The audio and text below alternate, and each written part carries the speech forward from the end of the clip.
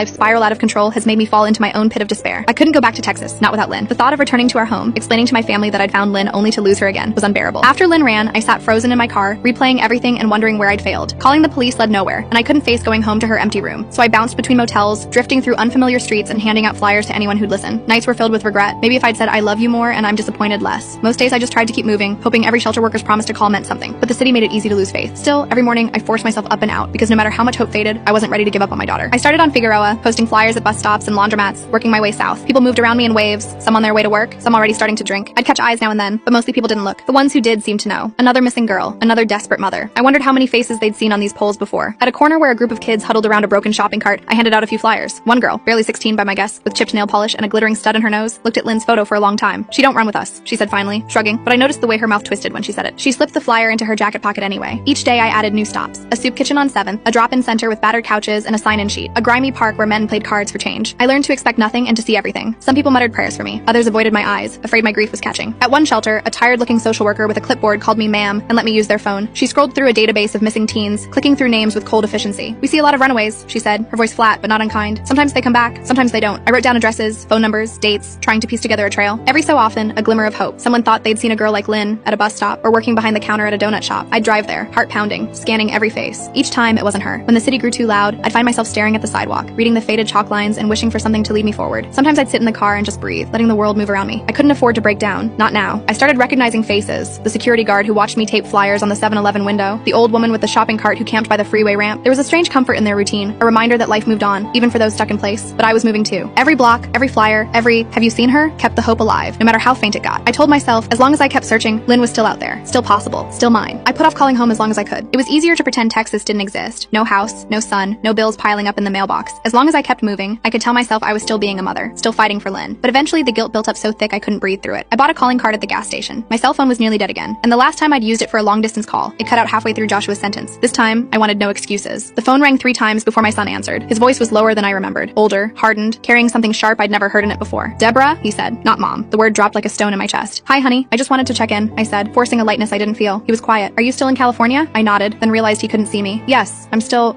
looking." Another long pause. "It's been almost 2 months, you know that? Grandma's worried. Dad called. He said if you don't check in with work, you're going to lose your job." I tried to keep my voice steady. "Joshua, I have to find her. I can't just leave. You left us." His voice cracked, just a little. "You left me." That stung worse than any insult. I tried to swallow it down. "I know, sweetheart. I'm sorry. I need to keep trying. She's out there. I know she is. I saw her room today," he said, softening for just a moment. "It still smells like her. Sometimes I go in there and I just wish you'd come home, Mom, even if you can't bring her with you." His words pressed on every sore spot in me. Guilt, shame, and longing tangled in my chest. "I can't yet," I whispered, "but I promise I'm not giving up. Not on you, not on her." Joshua exhaled, all the weight of a teenage boy holding